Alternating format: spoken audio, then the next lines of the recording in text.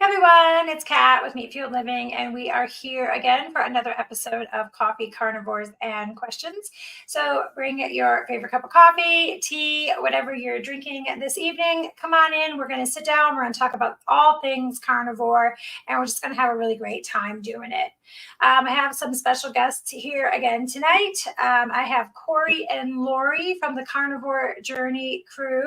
And Dave Saunier is back here with us again. He does not have a YouTube channel, but everybody knows that Dave is just a wealth of information. So, anyways, I'm going to bring them on stage. Going to go ahead and let them introduce themselves, and then we're just going to talk about all things carnivore. So, send me your questions. Put a QQQ in front of them so it's easier for me to find.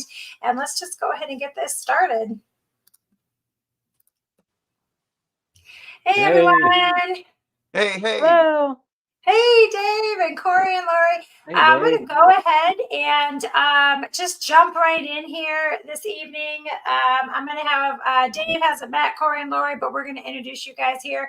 The Corey and Lori are with the Carnivore Journey Crew YouTube channel, and we will be putting their channel in the comments as well. I'm going to let them introduce themselves and talk a little bit about their carnivore journey, and then Dave will get to you in just a second. Dave, I see you got a haircut, but so all right, Corey and Lori, how are you guys doing tonight? Doing great. Good to see you again, Kat. That's wonderful. So tell everybody just a little bit about, what brought you guys to the carnivore lifestyle. How long have you been doing it? We always ask about your carniversary here. And, just tell us a little bit about what's going on with you guys. Okay. Well, I guess I'll start. Okay. That's all right. So I'm the type of person that I've been struggling with my weight since I was a little kid, pretty much. First diet I was in the 5th grade, and I was on that cabbage soup diet. I don't know if you've ever heard of it. My parents put me on that. And, cabbage soup as much as you want, bananas and milk one day, and it was all kinds of weird stuff like that. As an adult, I found that low carb really worked for me, so I did kind of a Atkins adjacent diets, and they worked well. I just didn't stick with them. Um, and then when I met Lori, I guess probably the first thing we did was kind of low carb. Then we moved on from that to, dropped off of that, got on paleo primal, did that for a while. I'd say more primal than paleo, and biggest difference between the two is primal allows dairy. Yes. Paleo does not. And then that didn't fully work for us, or we found it difficult to stick to. Then we went keto.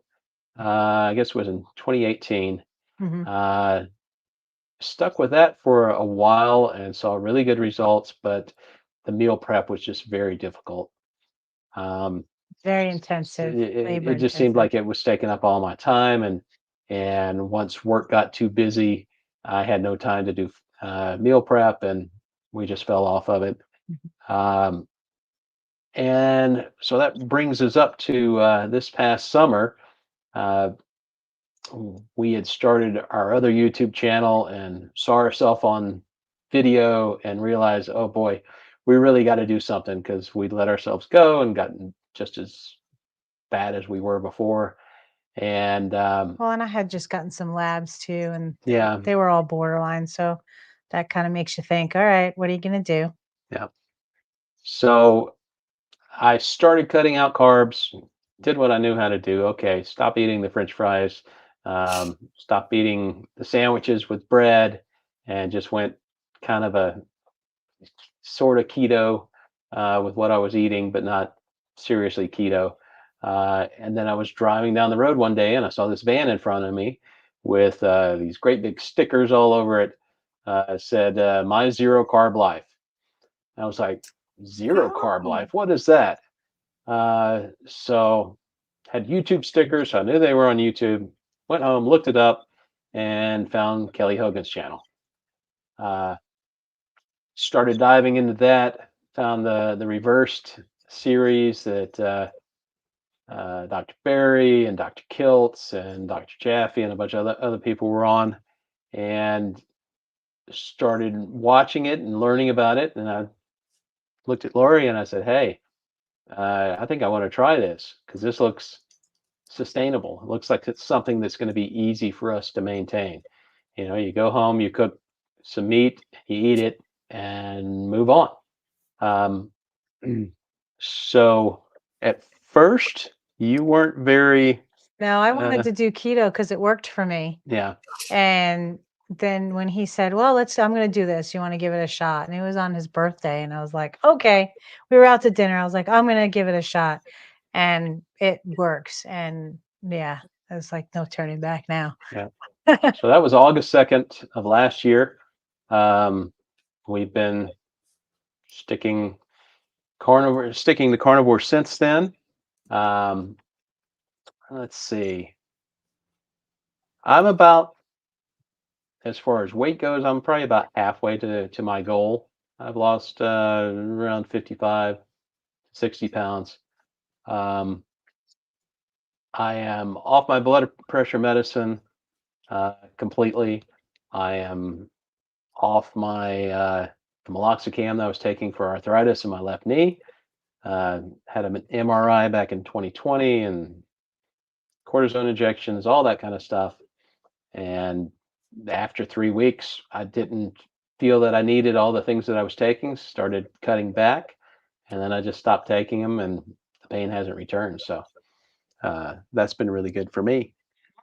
Awesome. Awesome. So we're going to delve deeper into you guys' story and everything, but I want to have Dave go ahead and introduce himself and just a little bit of his story. I know a lot of people are very familiar with Dave. He's been around us carnivore YouTubers quite a bit, but he is just a wealth of information and just absolutely wonderful to talk to. So Dave, if you want to go ahead and just tell anybody that might be new here a little bit about your story too, and then we're going to delve into some deeper areas of some things.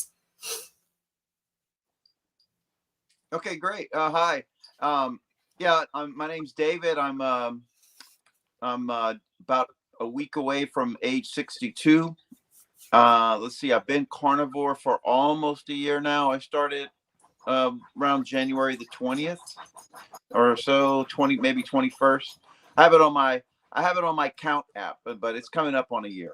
And I got into carnivore initially through being on a keto diet, and I was keto for off and on since probably the late 90s. Back then it was sugar busters, wasn't really keto, but gradually I started having some weight problems, triglyceride problems and things like that, while the last few years I was in the Navy, which got me eating a lot better. But I was eating, still a little bit more.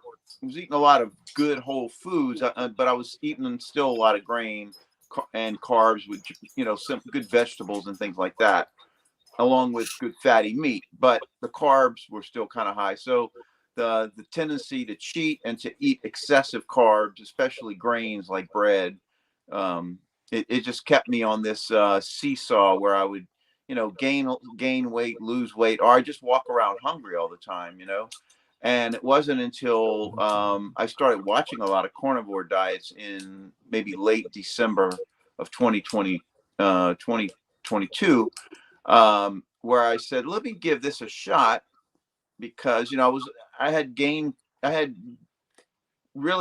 lot of weight just a few months prior to that, just being lazy and eating more junk food than I should be eating. And I'm getting to the age where, it's easy to gain a lot of weight. And I did, I kind of got up to about 215 or 216, and I'm 5'8". I'm not really tall.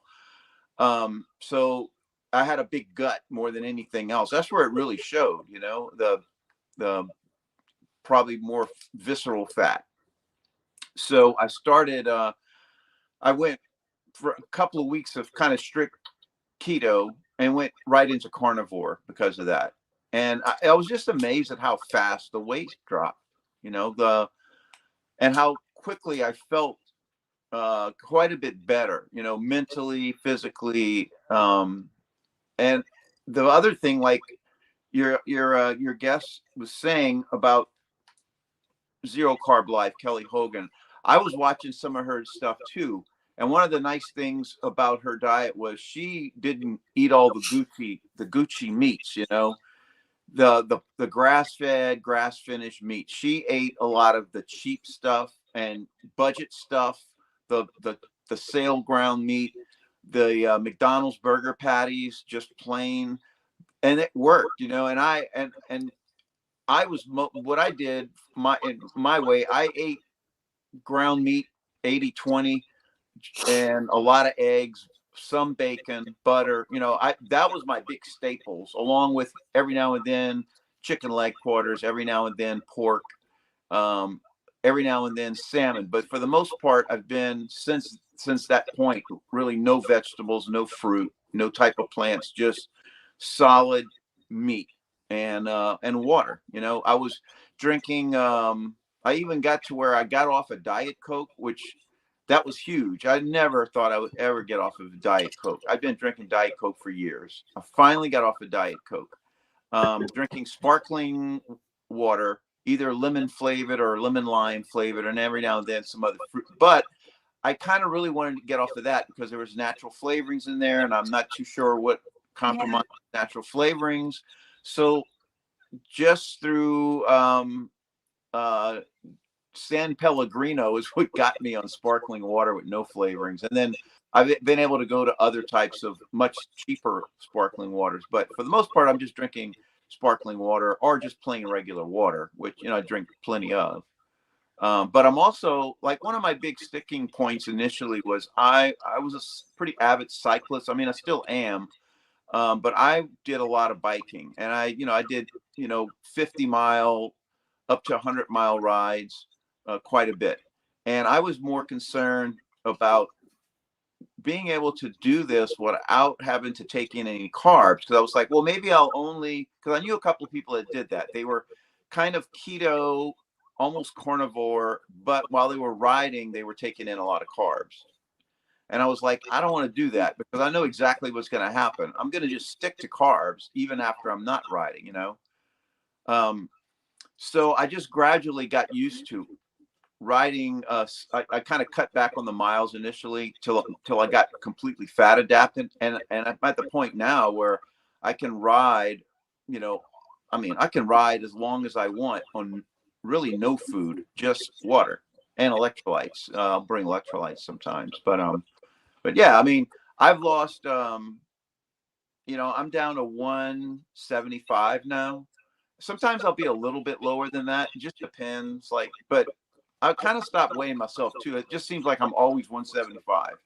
So, but I have one of the things I was going to, I jotted down, even though I'm not really losing that much weight right now, I'm still losing inches. It seems like some of the pants that I have, they just seem to keep getting looser and looser. So I'm thinking I'm still losing some visceral fat probably because the waist is what's getting bigger and bigger. It seems like I'm still losing inches in my gut. So and the other reason is when I really was studying carnivore, what I really liked about this was there was a lot of evidence supporting this was a great diet to avoid cancer or even to treat cancer, as well as a possible way to avoid dementia and Alzheimer's, which my mom had and passed away, under that. And it was terrible watching that, and I mean, my mom, my mom and my dad, their diets are pretty heavy on the carbs, a lot of sugar, things like that. And, my mom had been suffering with high triglycerides, the last 20, 30 years.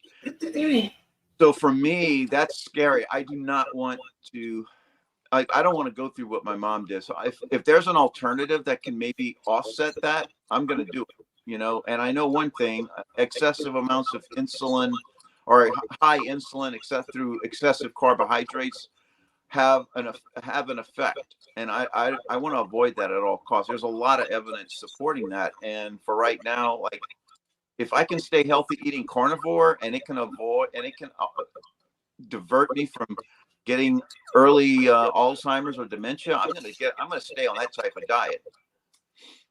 Yeah, absolutely. I saw, and I can't remember who it was, but then again, I have brain fog sometimes lately, the last few days. But there was somebody that had changed the whole nursing home over to a carnivore diet, Yes. and that it had actually reversed. And there were some people in there that were actually able to recognize and talk and like almost like their old selves. Yeah. But prior to that, I mean, they were like, what would be assumed as, too far gone. And that's amazing to me. And unfortunately, I lost my mom, and I try not to stay on that. But very recent, not that long ago. Well, I guess it's been a year now, but it feels like it was yesterday. And I just think all the time, if we could have just got her on the carnivore diet, was she going to live forever? No. But could she have, lived longer or better? Her quality of life even just had been a little better, would have just. Right. And like another thing too is I've been taking statins since I've been taking statins since 2002, maybe 2003. And for years I was taking a kind of a high dose of statins, and it didn't seem to be doing anything. My cholesterol never seemed to go down. It was always like a little bit high. And I really did a deep dive into statins and studying exactly what they do. And when you look at what statins do and how much the chance of them actually preventing a heart attack in someone that's never had a heart attack, it's minimal. I mean, you might go from a 1.5 chance of having a heart attack out of 100 people to maybe a 1.3, 1.2. That's not worth the side effects. There are plenty of side effects from taking statins, and I was already seeing one of them, which was excessive joint and muscle pains. I was getting those. I was and I just thought it was like I'm getting old. I'm starting to get old, so these joint pains, this common, especially my elbows and my ankles, were starting to be like kind of bad. And I thought, well, maybe it's from all the biking, maybe it's from also some of the jogging that I did. But I got off of statins about a year ago. Well, maybe, yeah, about a year ago. And the change from getting off of statins was quite noticeable after a few weeks. And like, I don't have those joint pains like I had before. That is completely gone. Not the other thing is there's also evidence that these statins also lower your cholesterol levels in your brain. Your brain produces its own cholesterol, and there's evidence showing now that there may be some effect on your brain producing less cholesterol, which is not good. Your brain needs cholesterol. It's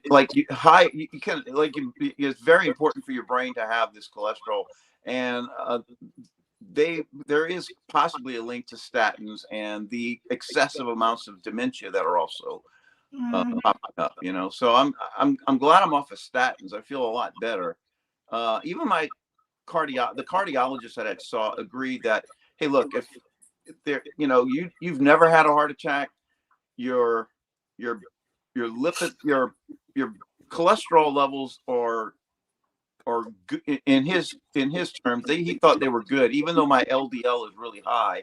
My triglyceride to HDL ratio was outstanding. And like you said, you have no plaque buildup. You've never had a heart attack. I mean, for you, a statin is not really of that benefit to you, So that was, luckily I found a cardiologist that's a kind of a low carb.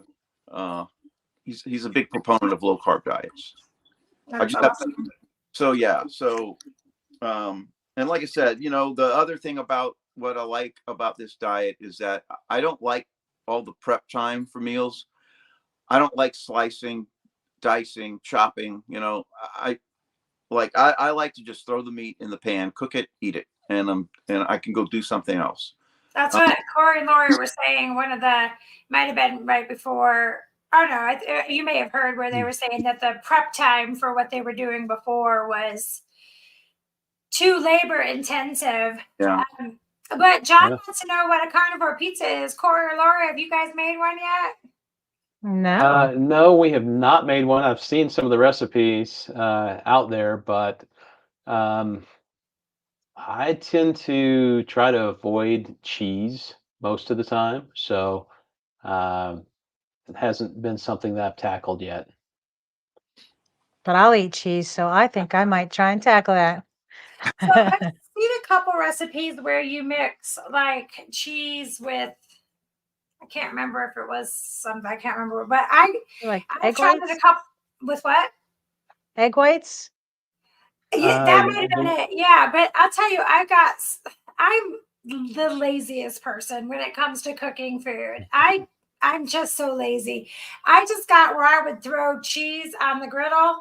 I'd sprinkle just a little bit of Italian seasoning and then throw a couple pepperoni on it, and it would, and then I would flip it, as it started to get crispy. And I mean, it tastes pretty good to me, but there's some pretty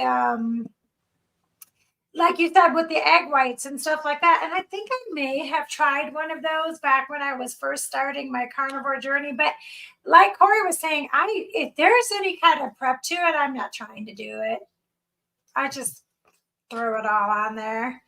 Yeah, I mean, I eat a little bit of cheese. I don't like eat lots of cheese, but I do like cheese. And with some of my meals, I'll have a couple of slices of mozzarella, or provolone. I like the hard cheeses that really, they have no lactose in them. They're zero. Mm-hmm. I mean, it's basically just milk fat. And they're good. I mean, but I don't eat a lot, and I don't drink whole milk, like 2 or 3. No, I don't drink whole milk at all, but I do add a little bit of half and half to coffee. I do drink coffee, and or a little bit of heavy cream, but I don't drink glasses of whole milk like a lot of people do. So, but my dairy is, I want to say, it's kind of low on the spectrum, but it is. I do have a little bit of dairy, but it's an animal product, so not. I mean, yeah, I mean, it's not really lion diet, you know. What lion diet is basically just beef and water. I'm not a lion, I'm Salt. not lion diet, but I am carnivore, so I will eat, a little bit of cheese. I'll eat eggs, things like that. But well, today I did have 3 blueberries. Ooh. Yeah, my wife likes blueberries, and I was digging around the fridge, getting some eggs out, and I saw the blueberries, and I just grabbed like 3 of them. But I mean, it's not part of my diet, but here and there, I'll eat a little bit of something like that. But yeah, that's just a blip on the radar. I really can't count that. I'm curious. I've been wanting to talk to Corey and Lori because they are big travelers. They have a lot of videos on traveling, and I guess you're getting ready to do some of your cruise ones. But I would love to hear how you guys navigate traveling on the carnivore diet, especially because I'm going to be taking a cruise at the end of the year. And one of my favorite things about cruising was the food. So I Right. would love to hear how you guys navigate the traveling and still being able to have that food experience, but do it within the parameters of the carnivore. All right. Well, as far as cruising goes, most cruise lines have an email address that you can email and say, "Hey, look, I've got food restrictions. This is my situation," and then they can plan for that. Uh, for our next cruise, we've actually emailed Royal Caribbean in this case, said, "Hey, look, we are on an elimination diet. We do not eat any type of vegetable oils, no plant products, basically just meat, eggs, and limited dairy." And they said, "That's no problem. Just make sure you let your server know that, and we'll make sure you're taken care of." So, um, as far as from that perspective, it's not that big of a deal. The buffet is also fairly easy to find carnivore friendly foods on it. And Yeah, the last cruise that we were on, the wait staff had or head waiter. Oh, I'm trying to be appropriate. I don't know what's the best way to say it, I wouldn't but know. she right. She had mentioned that I could ask for what was it? Do you remember? I forgot the word that they used, but basically I could double up on the meat Yeah. and then be nothing else.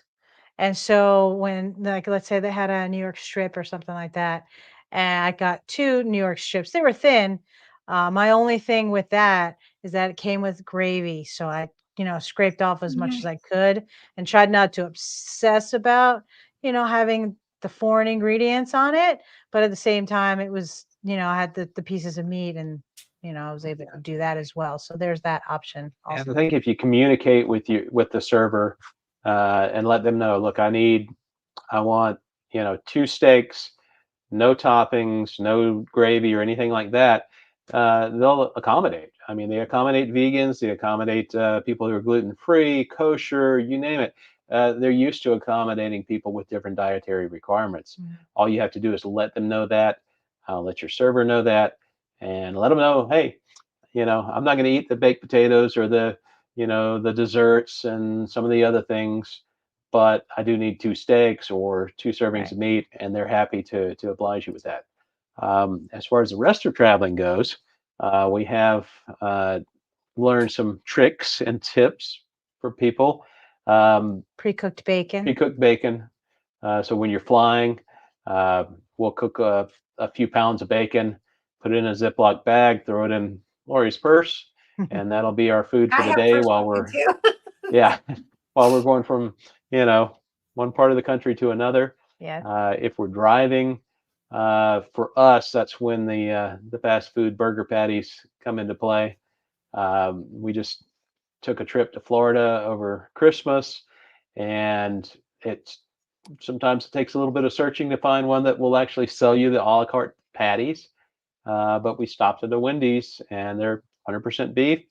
We got patties for a buck 50 a piece, quarter pound patties. So And it was really weird for me to actually look for a fast food restaurant to get something to eat because, for gosh, so many years, you don't go to fast food, it's not good for you, this, that, and the other. So for us to actually seek out on this, while we were driving McDonald's or Wendy's or something to get those patties was an interesting feeling, but it did do the trick.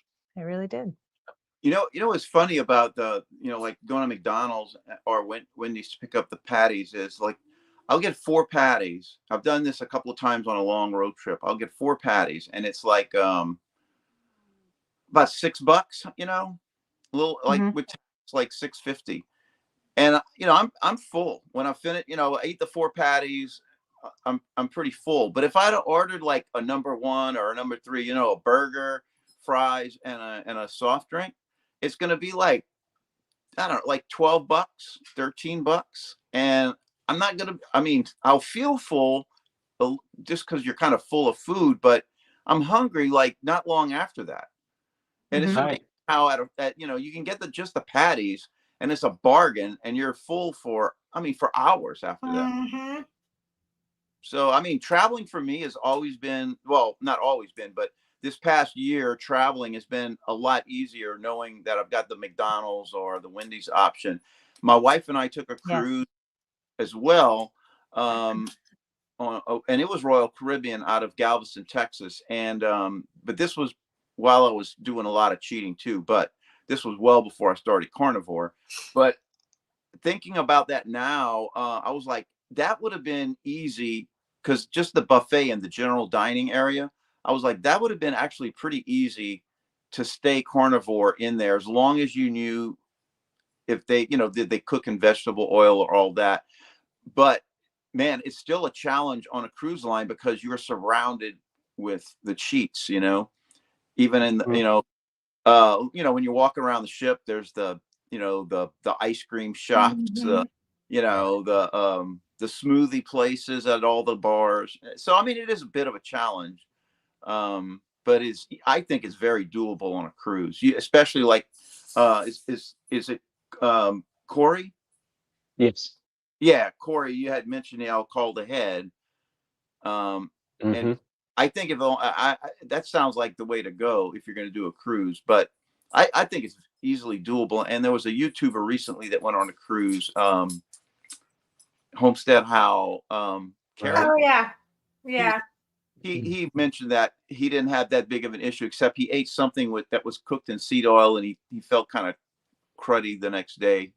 And Well, because I remember them making like, because I know, well, again, I haven't been on Royal Caribbean, so I don't know, but we were on a Carnival cruise, the last one that I can remember, and I remember the omelet bar.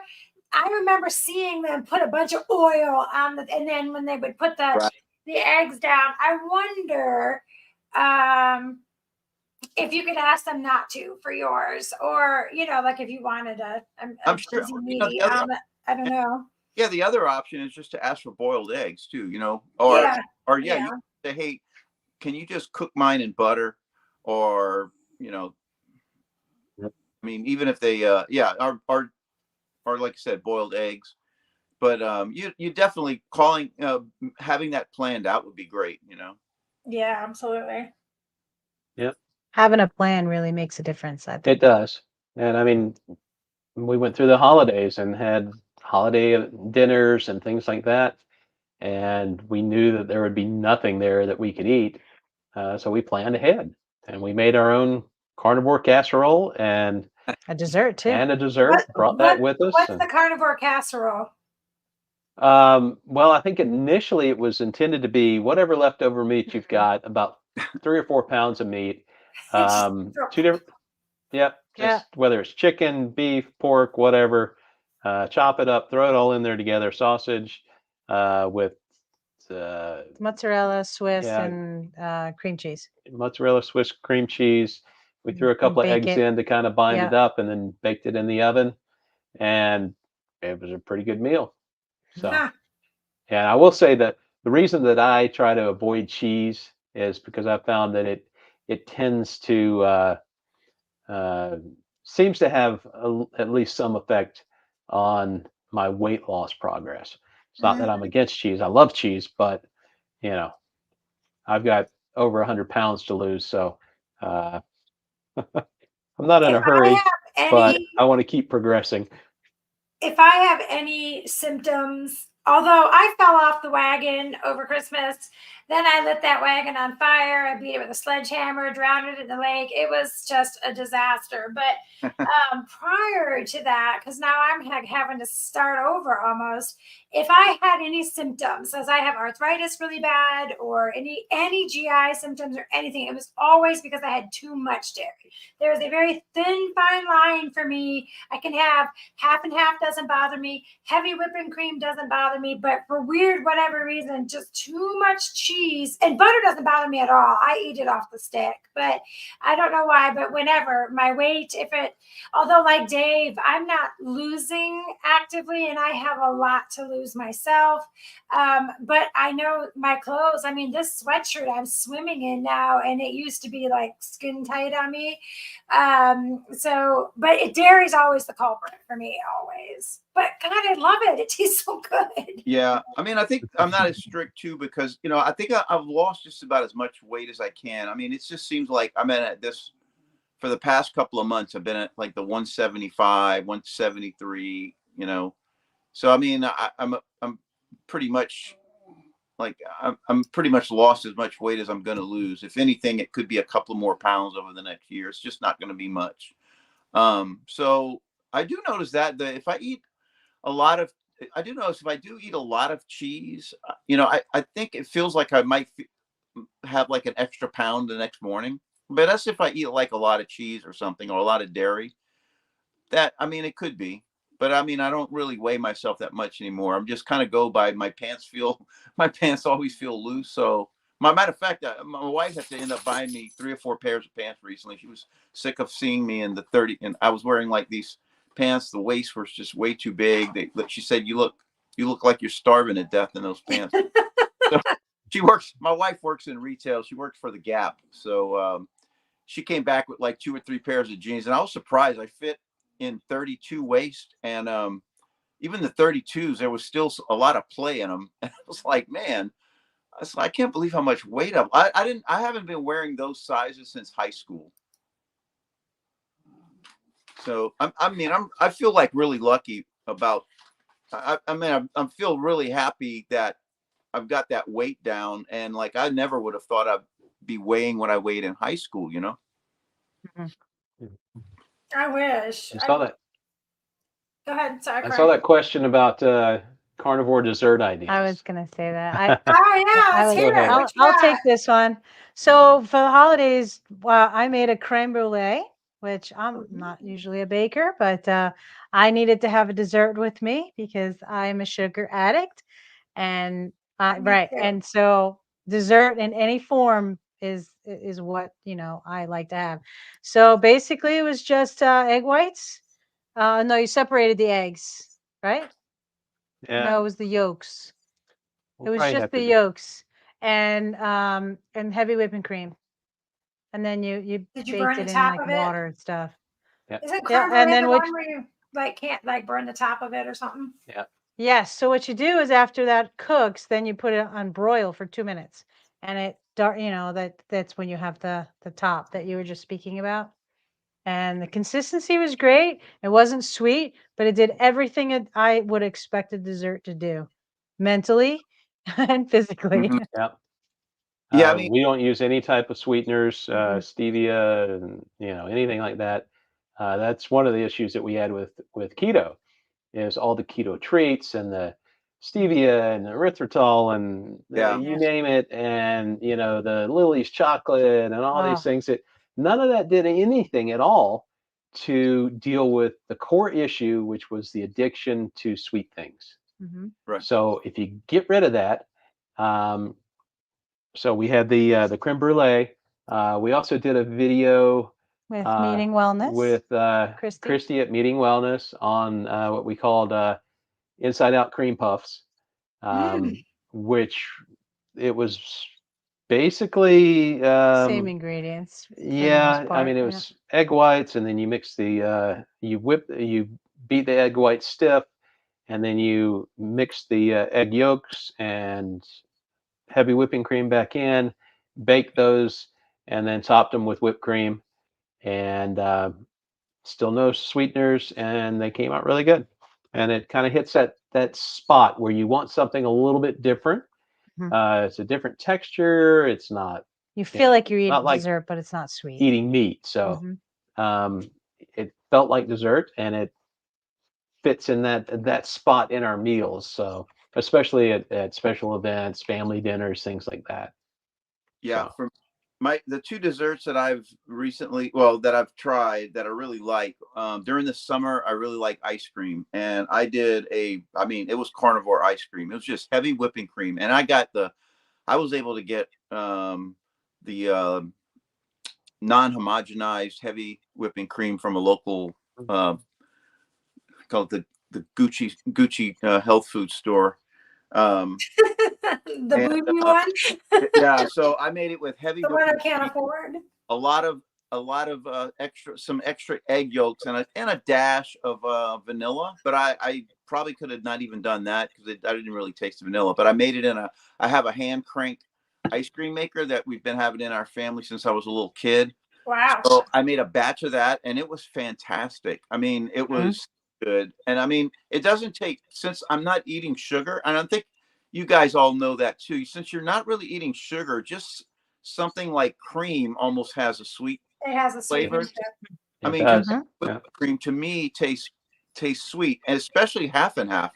If I drink like a little, like if sometimes I will pour like maybe an eighth of a cup of half and half and sip it. It's almost like I'm drinking like melted ice cream. It's very sweet, and it's like, man, this is like a dessert for me.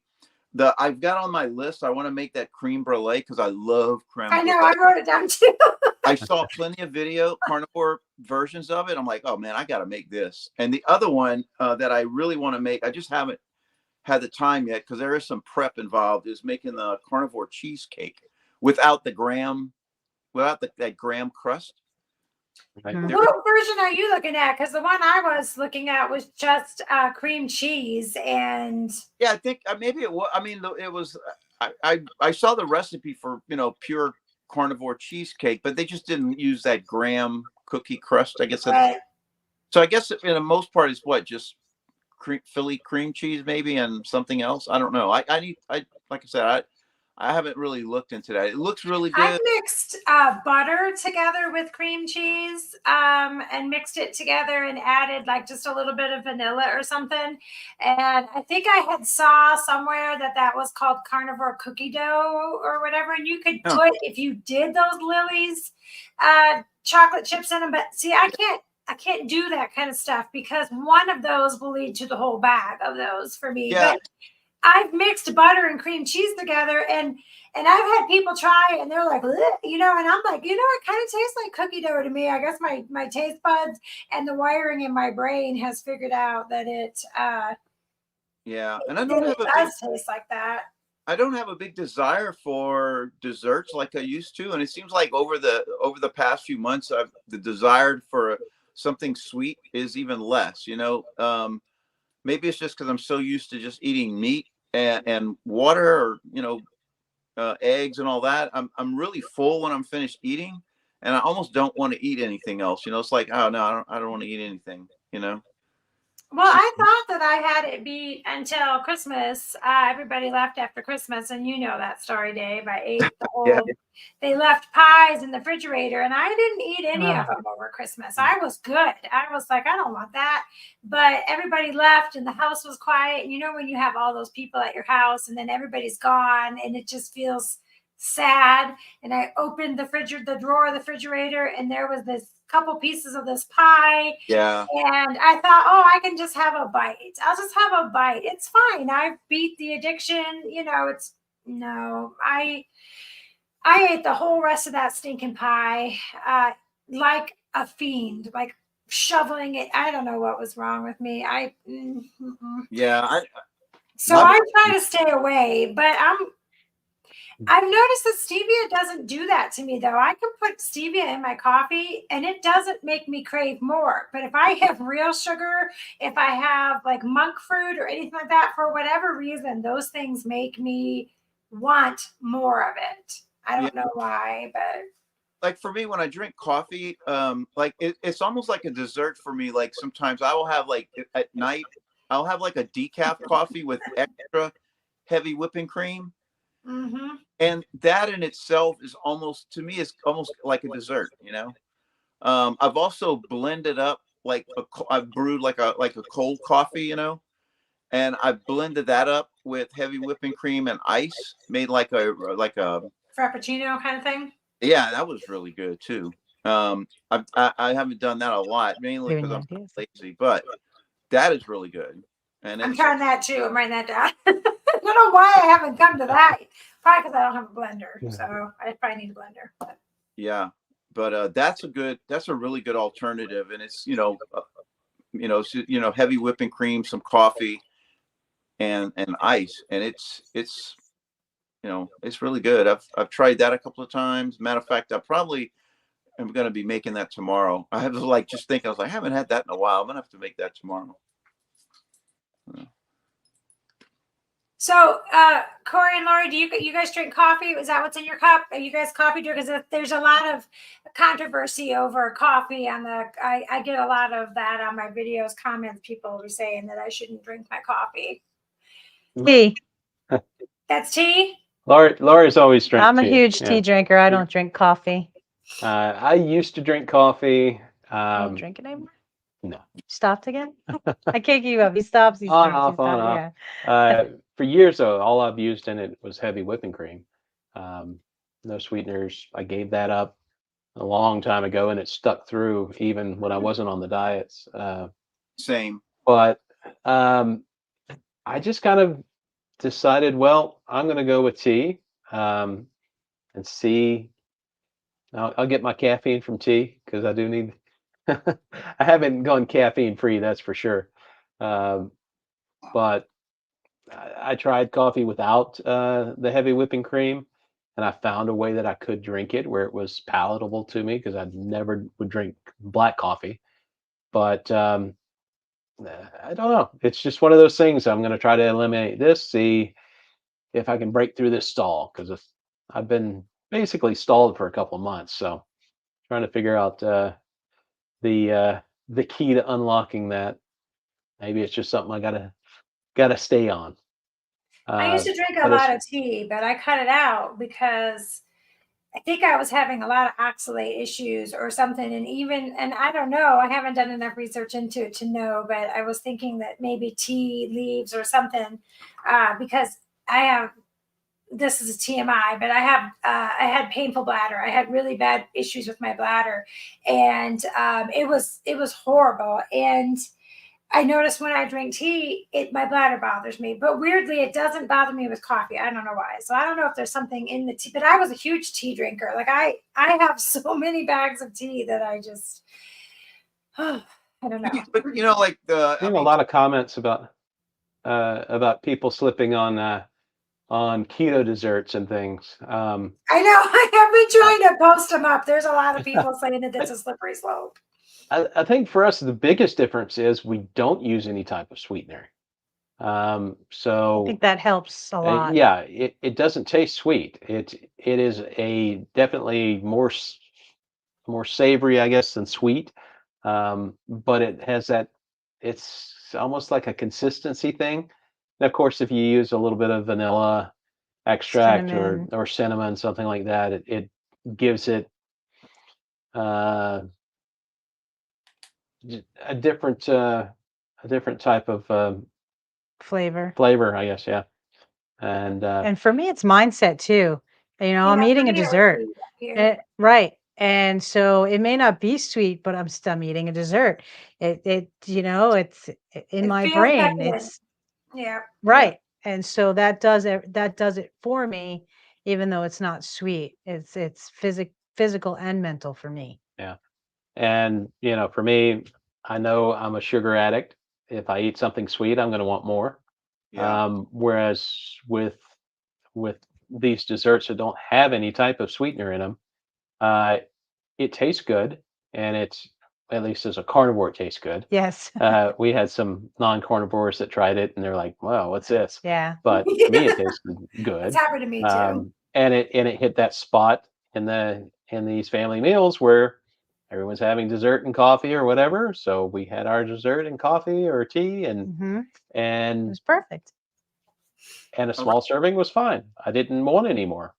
It was just kind of fit that slot. So And I grew up drinking coffee. Like I've probably been drinking coffee since I was probably from my teen years. And I'm 62 now. And then I worked for the fire department for a few years. That's heavy coffee drinking. Then I was in the Navy and Department of Defense for almost 30 years after that. And that is that's like coffee's like the backbone of everything that goes. Yeah. So yeah. I mean, I love coffee, and I have a friend that did an analysis on exactly how much plant product is in a cup of coffee, and it's so. I mean, yeah, you're pouring water over coffee grind, and he really dove into the weeds to kind of measure out exactly how much how much plant material is in that cup of water. That hot cup of water that you got in there, and it's predominantly like 99.99 something percent water and just trace amounts of actual plant material. Like you said, okay, coffee is a plant. It's not carnivore, but if you're going to if you're going to have some plant material and you're going to put in that trace amount, then that's not something that shouldn't trigger anything catastrophic or even significant in your metabolism. And he's got a great YouTube channel. I'm trying to think, he just doesn't, it's not like monetized or anything. Well, if you can think of the name of it, I'll email. He would be so worth you talking to as a guest. He's been a carnivore. Absolutely. Yeah, I don't. You don't have to have a YouTube channel to come on and talk with me. He's ex Coast Guard as well. He's got Okay. He's got a great story, and he really knows the science. He's got a very strong science background, kind of like I do.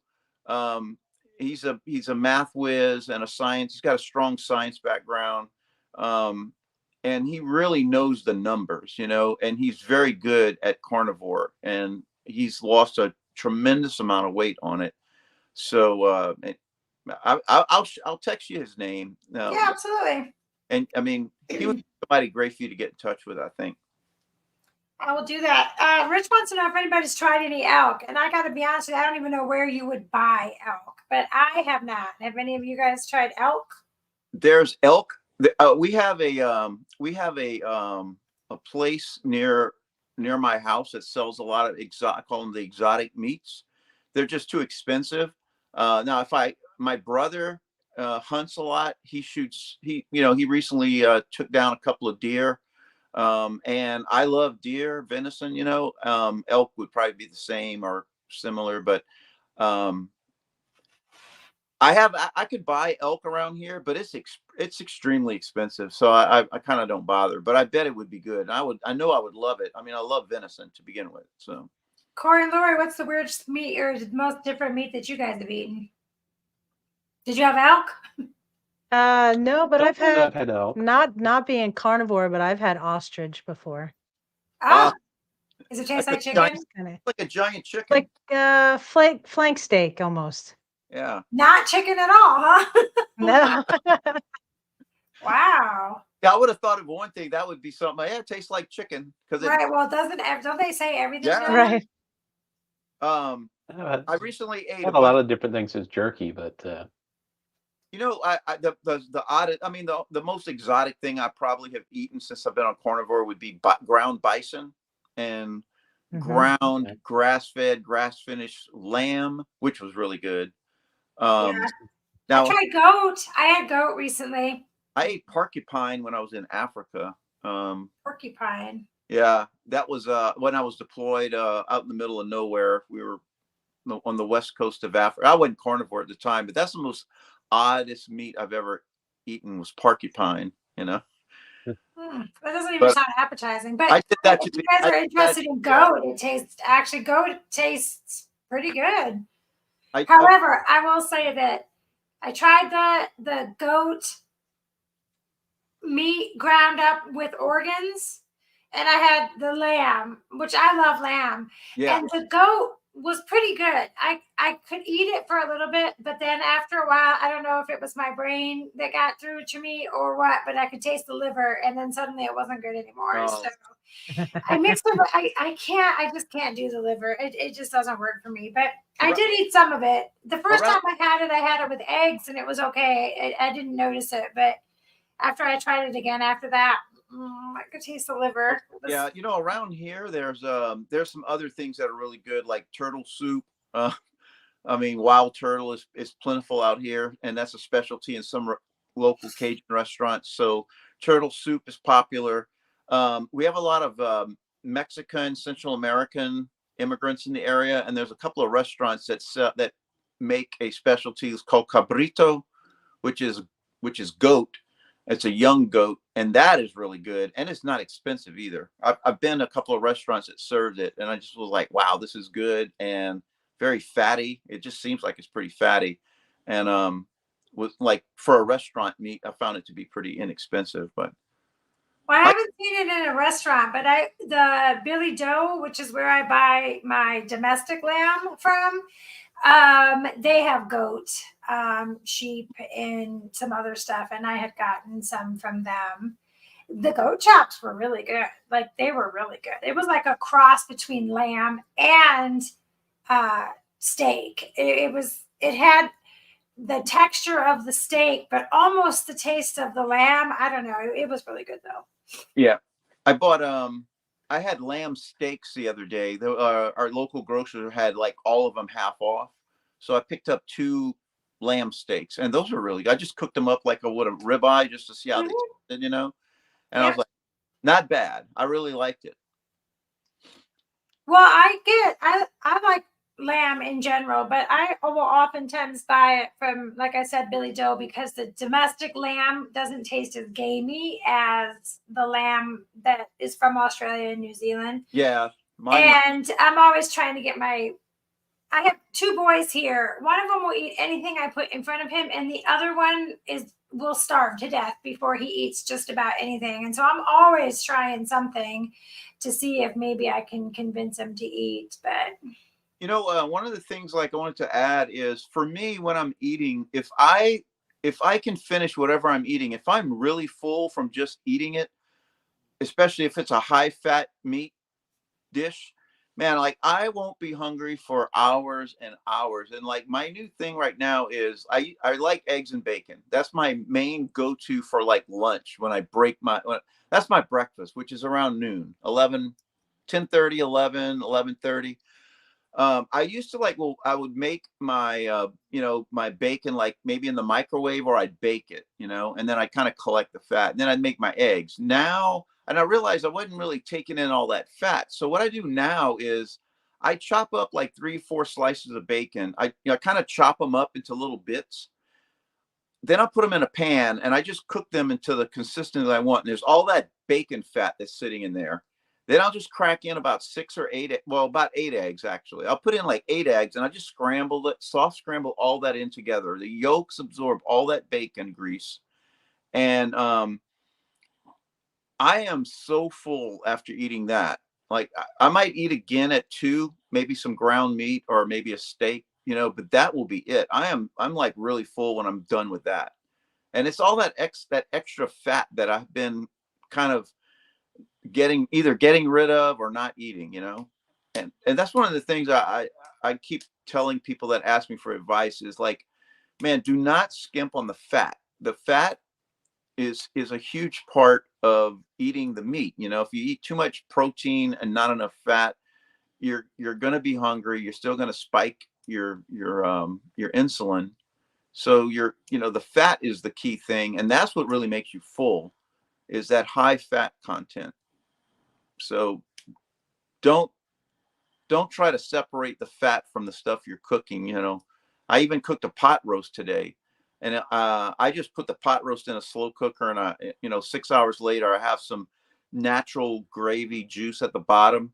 I made sure that I was dipping the meat in there, and like I had very minimal left that liquid fat. I make sure I eat all of that as well.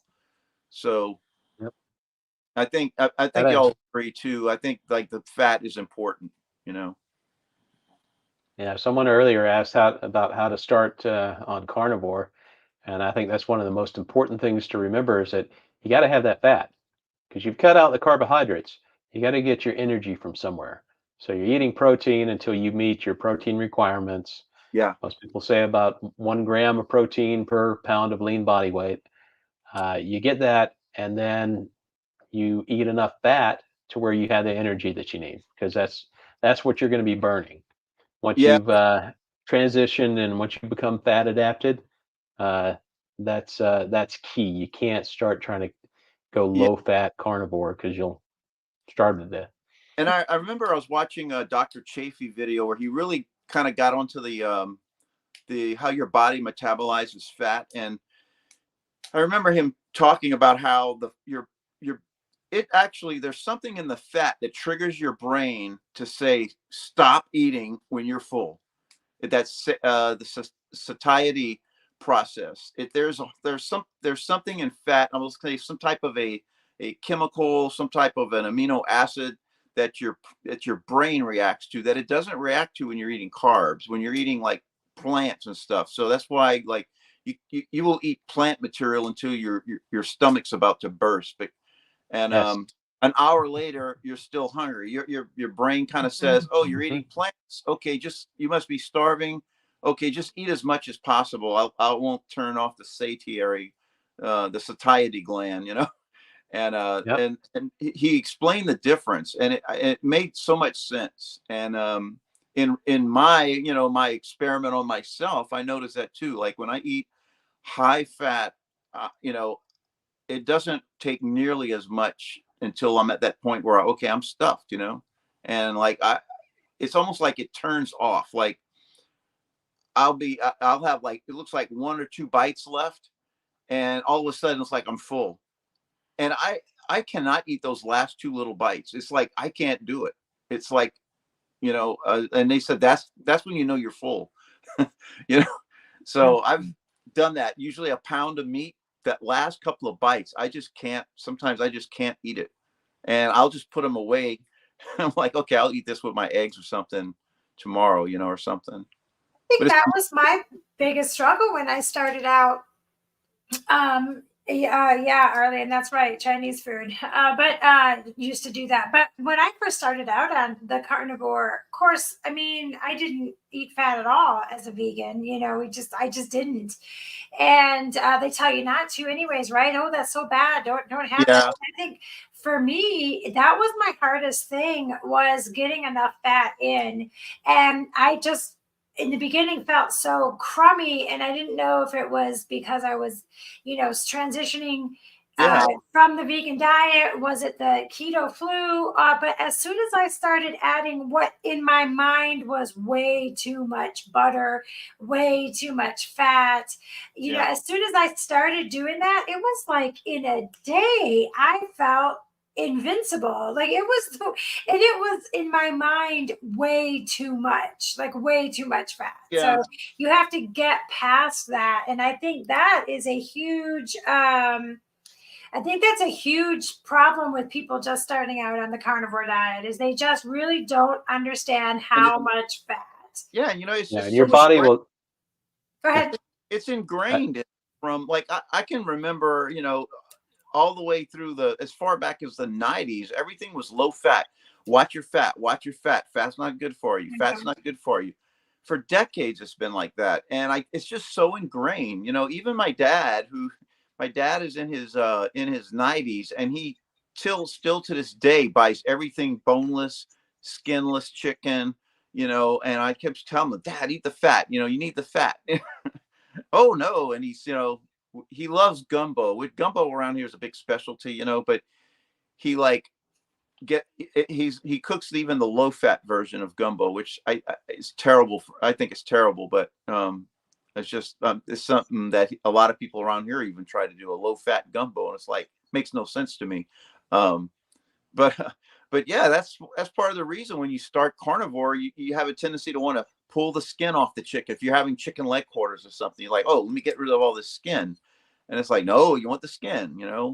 People will even avoid eating like pork skins. It's like, no, pork skins, man, that's massive fat content. Eat the pork skins, those fried pork skins. Mm-hmm. Yep. Oh, I don't know if I've brought this up, Kat, but I was watching a YouTube video, and Christy has interviewed her. She's also a California gal, and I just can't remember her name. She's got a great sense of humor, and she's writing a carnivore diet book right now.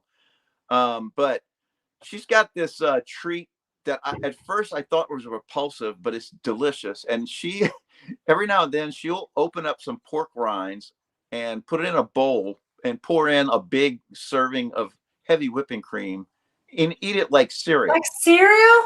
Yeah. Oh.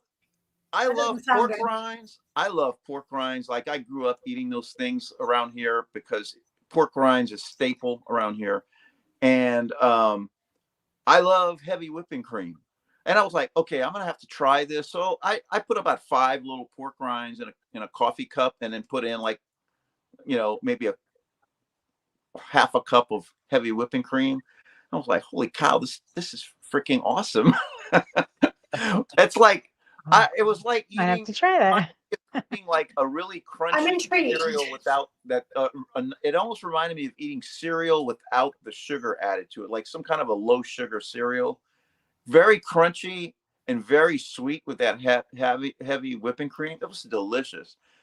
I've eaten it like 3 or 4 times lately. I was like, I can't believe how good this is, and it's She carnivore. said it's Courtney Luna. Yes, that's Courtney her. Luna. I watch her videos. I find myself watching a lot of her videos because I like her. She's got a good sense of humor, and the banter with her and her husband is kind of fun to watch. So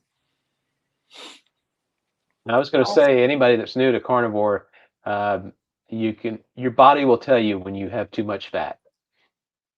And Exactly. your body will Yeah. let you know when you've Oh had yeah, too you'll much. be in the bathroom. Yeah, you'll Yeah. be in the bathroom, and things will be very loose. Yeah. So Okay, we get it. I mean, And actually, yeah. I don't And- mind. I don't really mind that. I mean, I would prefer eating a little bit more fat than I need than not eating enough, because the opposite of not eating enough fat is you're going to be kind of constipated. Yeah. And I don't like Yeah. that. So I would much prefer leaning towards a little bit too much fat because the Yep. excess just goes out, you know? Well, coming Get from it the all out. perspective of having IBS for so many years and having so there's the C and the D, and I already Yeah. was the D. I'm perfectly happy with not going to the bathroom hardly at all now, because it's every few days. I'd spend every couple days for me now, and even hardly any at all. So I'll take the next to nothing over that D any day. My, my wife the other day asked me, we're talking about, starting on carnivore, but she's been, I think she's just seen how much weight I've lost, and she really wants to do it for the weight loss too. Although she's not really overweight, but she was like, can you send me something on like how to, like keto? I'm like, all right. So I sent her video from, I think it was, well, actually, it was Kelly Hogan, because Kelly Hogan, like, she is carnivore, but I sent her one of her big videos, which she did with Dr. Berry, where there was lots of before and after photos, and she did, I think in there she talks about being keto for a while, and I can't remember. There's another keto dieter that I sent, but my wife is actually starting to show some interest in it, Oh, awesome. And, yeah, it would be like she would probably enjoy keto because she's not very impulsive on eating, so she would probably do well. She's more of my wife is Venezuelan, so her diet is very Mediterranean based, even though she's not Mediterranean, her family is from Spain, but she tends to like things like salads with a lot of olive oil in it, fish, seafood, some meat, but she's more of if it can just be some vegetables with healthy meat, she would like that, and if I can get her onto that, it would really help me out in the house, because I'm still buying her, when I go grocery shopping, I'm buying her things that like I wouldn't eat at all, so like I hate, like, I gotta make sure I don't eat this. You're doing what I did when I went the first time to get meat from being a vegan and throwing all kind. I didn't know what I was buying. I was throwing it all in there. Yeah. And it felt so squishy and gross, and I was just, Yes.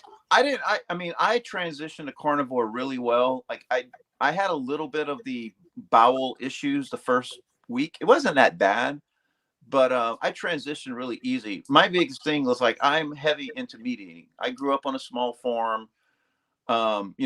We had cows, pigs, and we ate we were meat heavy growing up. So I've as a kid and late teens and in my 20s, I did a lot of hunting around here.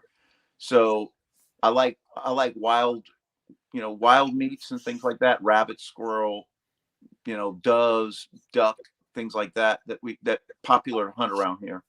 So for me, transitioning to that was really not a challenge. The challenge really is just, avoiding the cheats, when you first start. But,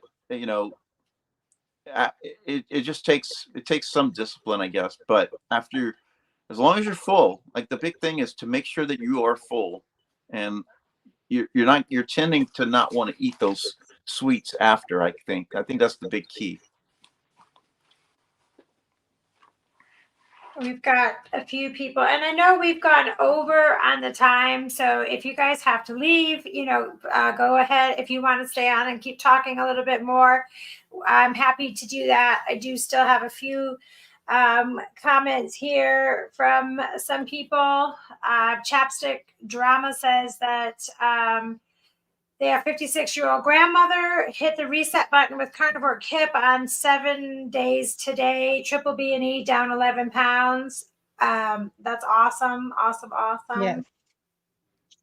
I think, yeah, triple B and E, that's probably, if I would pretty much say that is my diet, I do a little pork, and yeah. I don't like chicken anymore. Not that I know that I ever really did, but when I first started, chicken was pretty okay. But I don't like it. It's too dry or too not fatty enough for me now. Well, Maybe yeah, I'm not cooking it right. Doesn't chicken satiate enough. at the top of my meat pyramid. You know how the bottom is all beef, all the beef and hamburger. Then I've got like, then the next level would be like, lamb, and maybe almost at the top will be fish, like salmon. But at the very top is chicken. I eat the least amount of chicken. Matter of fact, I do like salmon though, but I haven't had chicken, and I only eat leg quarters. I really like dark meat, and I haven't had leg quarters in months. So I mean, it's rare. It's kind of rare that I eat chicken, but I like it. I just don't eat it very much. It's so like it would be like once in a blue moon, I'll say, I feel like chicken today, and I'll eat some chicken. I just know optimally the beef, ground meat, steak, lamb. Those ruminant animals are the big items that you want to be predominant in the diet of meat. Yeah, for us, about 2 to 3 times a week we'll have fish. So normally for us it's either shrimp or With our maybe, steak, though. yeah, Yeah. it's like surf and turf. So Yeah. Oh yeah, Uh, I love seafood. Like I love, around here we have access to shrimp, like a lot of shrimp, crawfish, crab, and salmon, tuna, things like that. It's very easy.